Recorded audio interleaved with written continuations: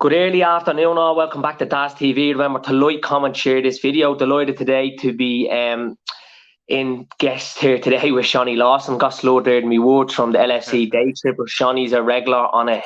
You should be on it tomorrow night, Seany. You on Sunday still, yeah? I am, yeah. I'm back on the Fatback 4 tomorrow night with Good the stuff. lads. So yeah, look forward to it. Well, hopefully, we're talking more about this game and not about all the other shit that's going on at the moment. But hopefully, we're chatting about 3 points.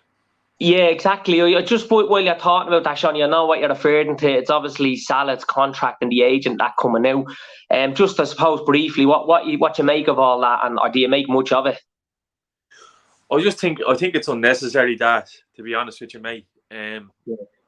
Look, these things normally play out behind the scenes, but it seems to have gone public now with his agents making tweets and all yesterday. It's annoying because it's in such a crucial part of the season where we don't need this kind of background noise going on at the moment around the contract or whatever else it may be. So look, it's unnecessary. It's not needed. If I'm being honest, it doesn't look good. It doesn't look good for either Mo or his agent, and I just think it's background noise that we don't need to be dealing with at this stage of the season. Yeah, totally agree. This is the first time we're in all fronts since 1983. We're this deep into competition. So obviously we've won the League Cup, realistic chance of winning all the other three others. Today is huge, though. We've any chance in the league. Look, to win a quadruple this day and age, it's an unbelievable achievement. It's never been done. There's a reason. I still not sure whether that can happen, because I just think as the season goes on, City are so good. There's no way they can go through this season without winning that. But realistically, when you look at it, we've obviously every chance in doing it. And if anyone can do it, it's us. We've the only chance. But it's a good stat that since 1983. And like you're saying, Salah, there's no need for this sort of pessimistic, negative talk to be happening of Salah's contract. But look, Seany, there's no player bigger than the club. We've had issues before with players, they've been replaced. We've had players that at their peak peril have gone. The club is never going to move on without them, and they have. So look, the process at Liverpool, the hierarchy, FSG, Klopp included, and that the other staff, they know exactly what they're doing. That they'll have this would have been maybe drawn out if there's a possibility this happens, where we go to, who we bring in next. So I've no worries with it all. I just think it's a bit of noise. I'm not too bothered about it. But look, unfortunately, it's happened at this stage of the season to probably, I'd say the best player in world football at the moment in Salah. What a player he is. But let's hope we hear more positive stuff about this contract sooner rather than later. Alan C throws in Diaz and Salah with a goal or two today. Hopefully, Alan, big shout out, Dave, LFC. Chats, go over and subscribe, everybody. The lads love it, Dave. So, Seany, on to Brighton today. We're away to them. We haven't beaten Brighton since July 2020, just after we wrapped up the league. They're struggling. They've played, I seen something there, they played 6 games. They've won one and lost 5. One of those was an FA Cup where they were beaten 3-1 away to Spurs. They've only scored 4 and conceded 12 in the last 6 games. So they're struggling, Seany, but they're a good side. They're organised. And you look at their last 6 games, we've won 5, lost 1. We've scored 12 and conceded 3. So obviously, we're probably one of the most informed teams in Europe at the moment. Okay, we were beaten midweek. Another day, we get goals. We probably win that game. You look at Salah's chances. To me, I don't really put that down to loss, Seany, because over 2 legs we went through.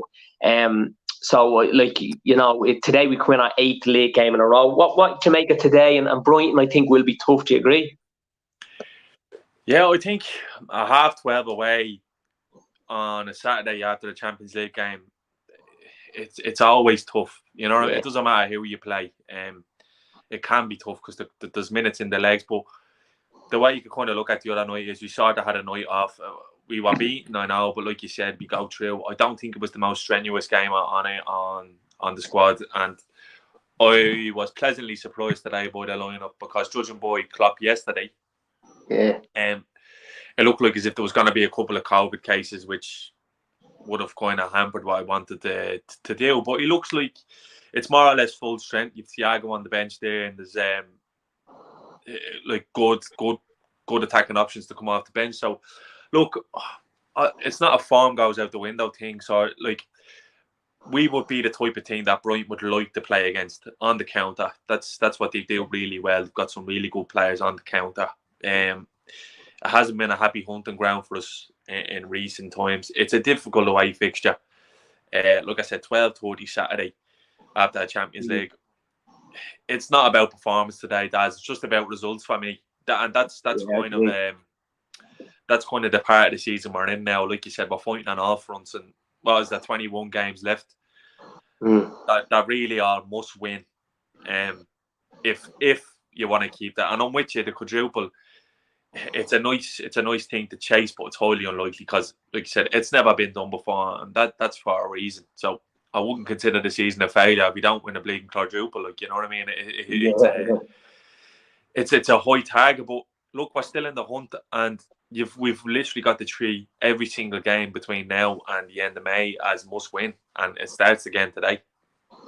Yeah, absolutely, Seany. And I always look at that game midweek. It was no harm in losing it because we didn't score. We're a little bit off it, and there wasn't as much urgency. And you can't always have that expansive football in every game. And look, we were beaten on the night, but overall we went through. And if you'd asked me before the ball was kicked against Inter, you take that. You get a place in the quarters. Doesn't matter what.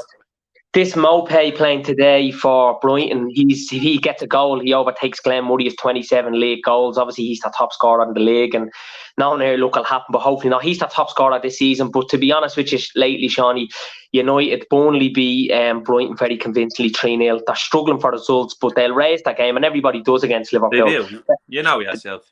Yeah, so I wouldn't feed too much into that and the last few stats, but we're the most informed. We've got to turn up today, Daz. Yeah. We are talking about form, but if we're going to be hypercritical and kind of look at the last three performances, you have the cup final. Yeah, we win it on penalties, but I don't think we're great in the 120. I don't think we're at our best. West Ham at home, not at our best either.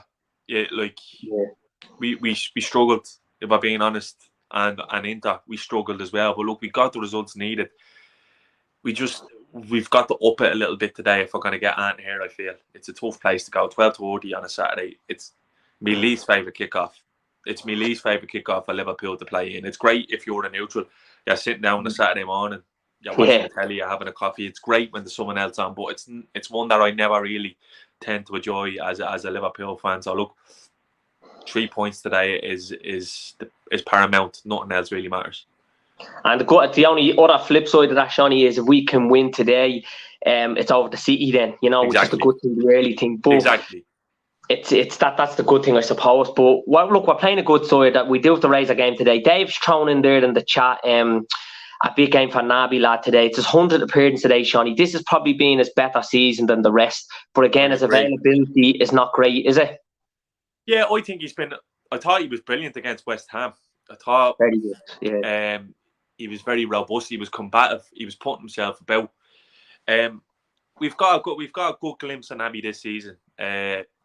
He's been more available than usual. He has his off games, he's his on games. But look, I don't think there's a doubt of the fella's ability. I think he's a very talented footballer. I think it can just come down to application sometimes, and there's no in between with him. That's what annoys me with Naby. He's either really good or he struggles.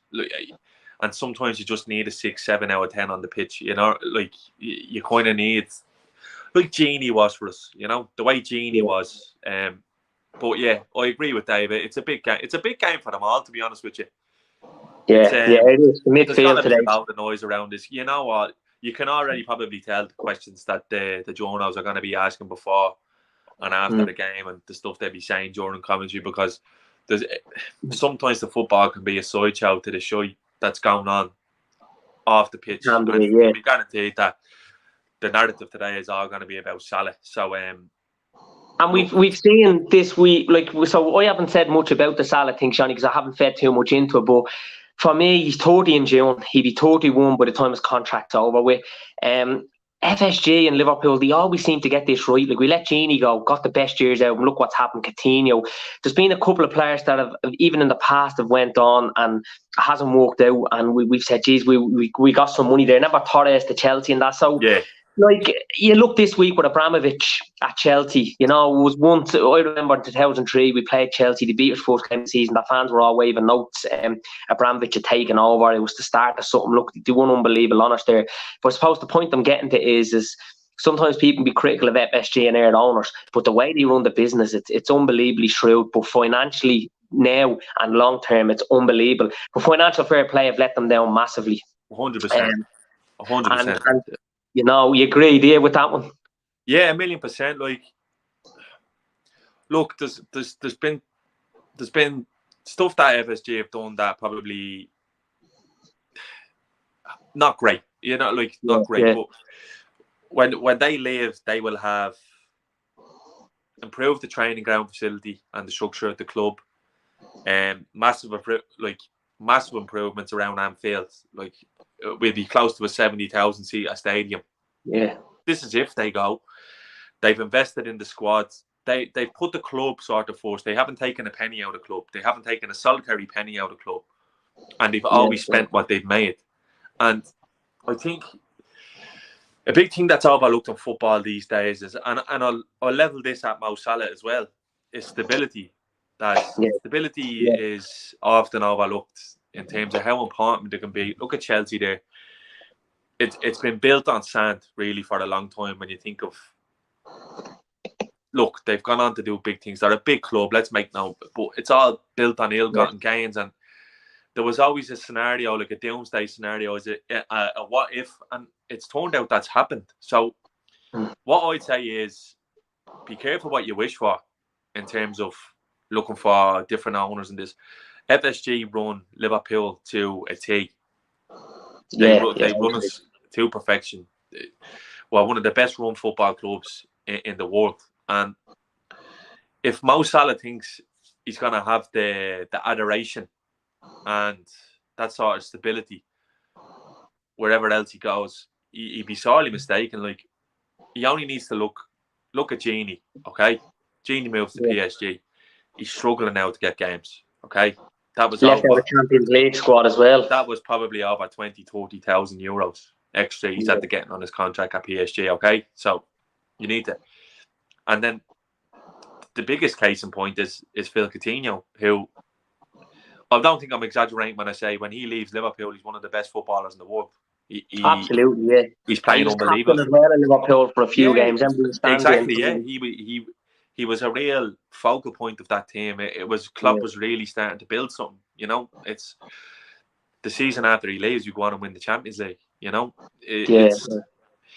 and now look at him. Coutinho's 29. He's not even 30 yet. He'd be a player you consider in his prime. Now, in fairness, he's had a couple of injuries, but he's playing his football at Aston Villa, mid-table club in the Premier League. And look at how fast he fell off. Like, rapid. Salah needs to realise, look, I agree with him wanting to get paid. Okay, that's fair enough. He's one of the best players in the world. I'm not sure if I agree he's the best player in the world, the best, but he's definitely one of the best.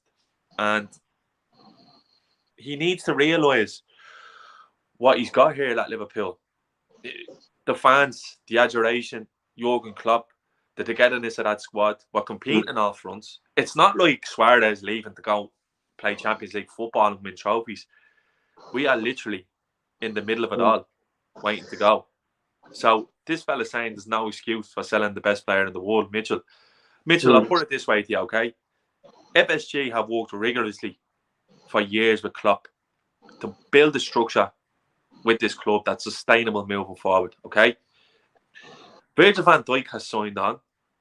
Alisson Becker has signed on. Fabinho has signed on. They've all gotten nice contracts and they were happy to stay. Yeah, I agree. In place. Are we willing to break a complete structure just to keep Salah, who, bear in mind, is 30? By the time next season starts, he'll be 30 years of age. Now, obviously, he's a fit fella. He'll go on, but where's his trajectory going? Okay? You need to ask yourself that. Do you completely break that structure for one player? No, because look what's happened to Barcelona. They're in ruins. Look what's happened to Manchester United. They're in ruins. They have David De Gea there, who's earning £380,000 a week. They've Marcus Rashford, who's on the bench on £250,000 a week. You've got to be very, very careful. you set a precedent if you give Mo whatever he wants.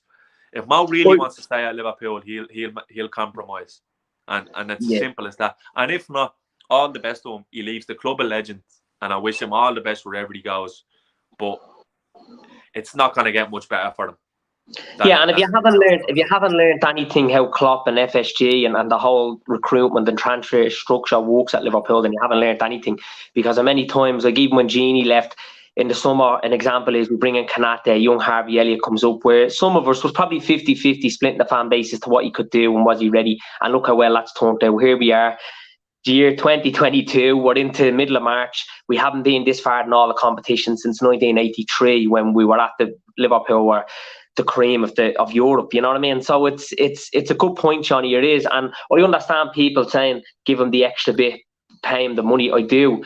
I know Mitchell shows another here. FSG tried to raise ticket prices. FSG tried to join the Super League, but so did the rest because they didn't want to be left out. Would be my argument there. Well, listen, Mitchell, I don't know what age Mitchell. I'm not sure what age Mitchell is, but if he doesn't remember, back in the 90s, Liverpool got left behind by Manchester United because they were fully on board what was going to happen with Sky in the Premier League, and it's a chance you can't take again.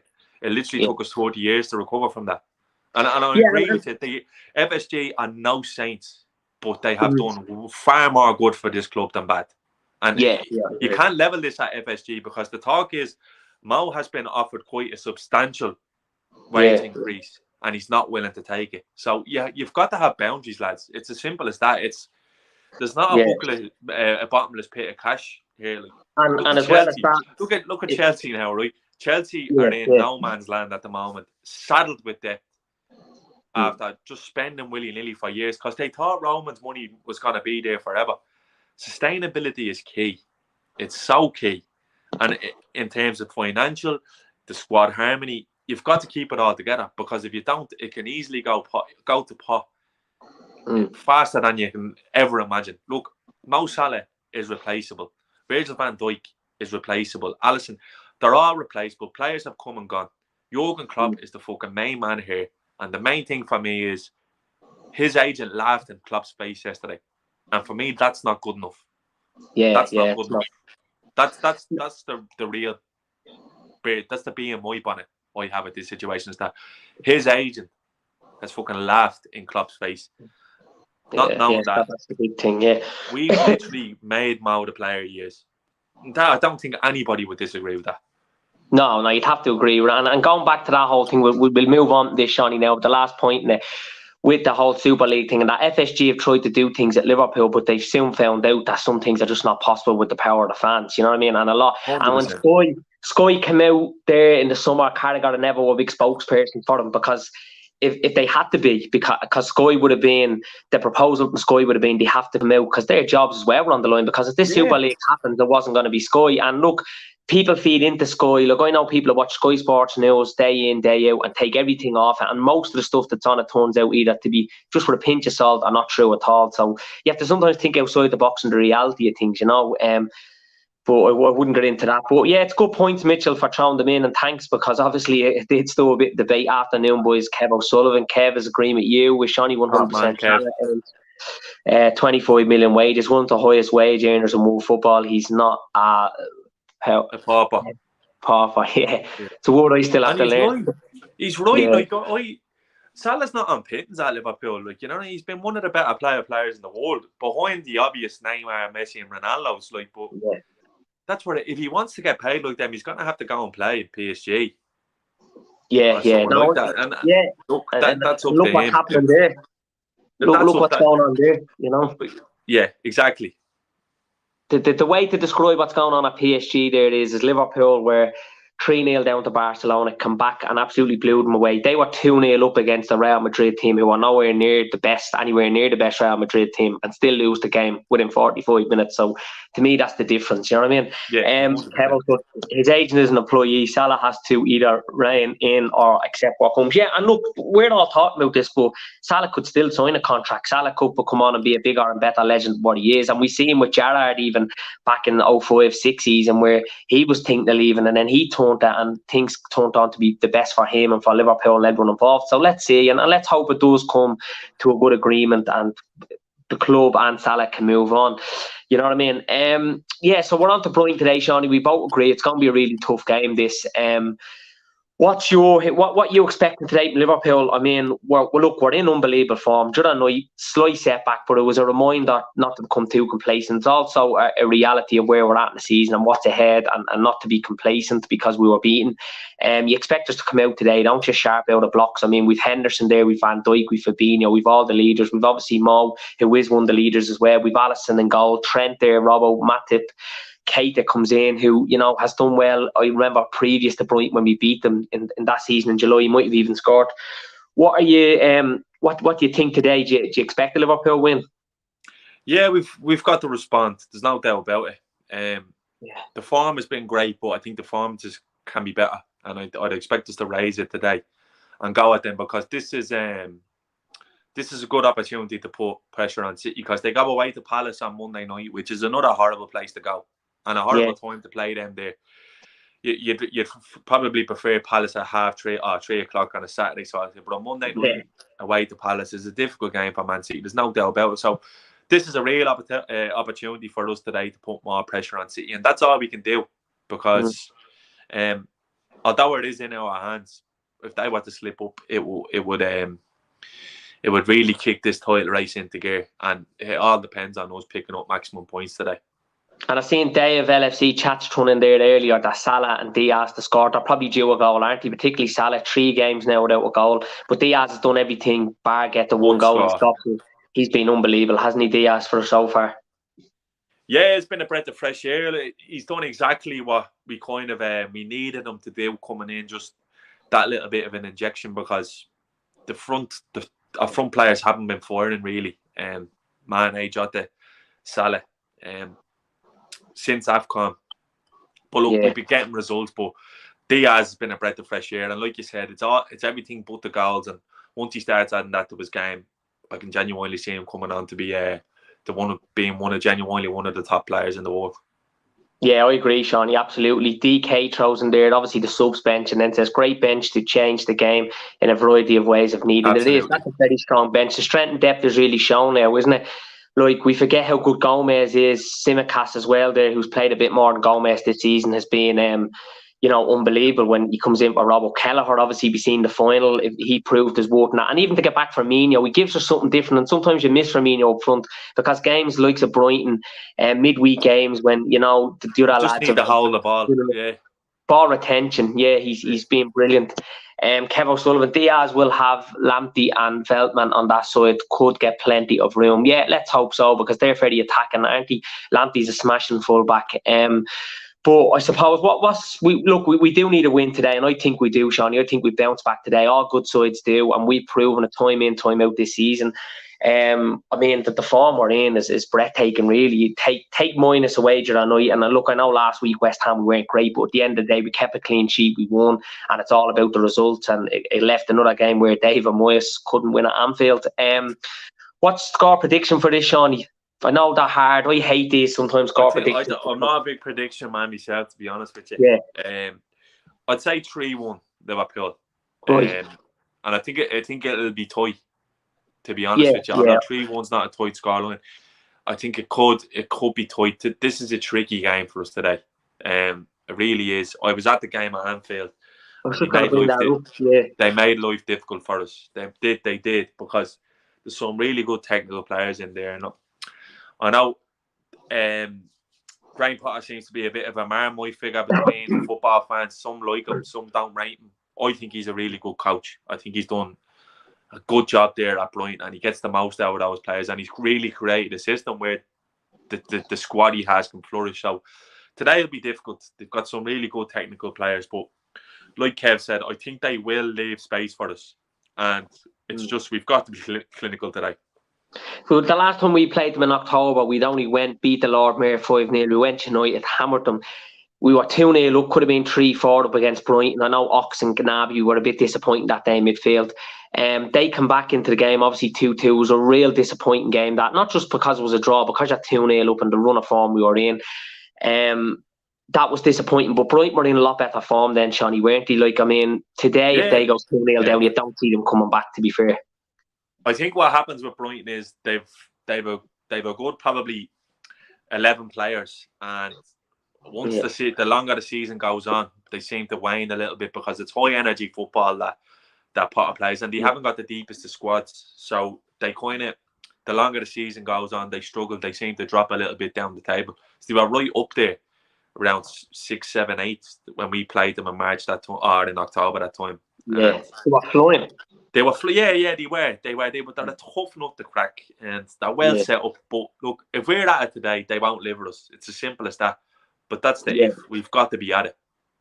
I agree with you, and I think over 90 minutes we hard for them to sustain, especially if they get a good start. They've only scored 1 in the last 4 games, so that's not being good enough, and lost them all. Like, I mean, even United went and beat them. I know United were probably a bit lucky that to not concede a goal and probably get all 3 points that day. I watched that game, but so we both agree Liverpool to win, Seany, back in a real serious title challenge, and then it's Arsenal away midweek, which again, that'll be another tough game, as it's always going to be. And every game now, they're coming thick and fast. Every game's a must win, and the more must win games you have, you're not going to be that expansive football. You're going to come away in games where you were poor, but you might have got something from it. And I think that's what we're going to see a lot of that from Liverpool now. And look, we all love a 1-0. We heard Klopp a few weeks ago saying how good it was to win 1-0. And I know when United were winning stuff for years, Fergie used to love the 1-0s as much as a 5 or 6-0 win. Absolutely. 3 points. 3 points is paramount. That's the only. Nothing else matters. We will trouble them from corners. Without Duffy, they have issues there. Yeah, I agree, Kev. Duffy's been a very good rock for them at the back, and obviously he's good at set pieces, defending and scoring them, causing problems. So without them today, that's obviously a bonus for us. And we're more or less, you could say, full strength. You could pray maybe Thiago Elliott comes in there for Keita, but I'm interested to see how Naby does today as well. And then the 3 lads up front will be the 3 lads up front. They'll cause havoc. They'll be creative. They just need to be clinical today, I think. Today is going to be a type of game that when you get chances, you need to take them. And Henderson's back, after having a little wobble for a while, he's back in really good form. And that's going to happen again throughout a whole full season where you're competitive and you're consistent. And remember, these lads are only all coming off AFCON and the Euros last summer, so there's been no stop for them. So and with Jurgen Klopp's intensity at training and what he demands every match day, it's going to be tough. They're only all humans at the end of the day. Seany, great to have you on today, bro. So you'll be back in the Daytrippers tomorrow. Always a pleasure, bro. Always a pleasure. Thanks for having me on. You too, Seany. So thanks to everybody that did tune in. Remember to like, comment, share this video. I'll be back on after the Arsenal game. I'll try and get a few others on midweek. If not Wednesday, be Thursday. It's hard getting the time to do these, Seany, full time, flat out with everything at the moment, but I would love to be doing more of these, but unfortunately I don't. But it's great to see you. The chat was buzzing there today. I know the topics mainly were around FSG and Salah contract, but thanks to everybody that did throw in a comment, because it does start a good debate, which we like to, and it tested us obviously as well on what we know. But yeah, Seany, thanks for coming on. I'll chat to you soon, brother, and let's go and win this today now and keep hot on the hill to City. Thanks again, Daz. Nice. Thanks, bro. Thank you.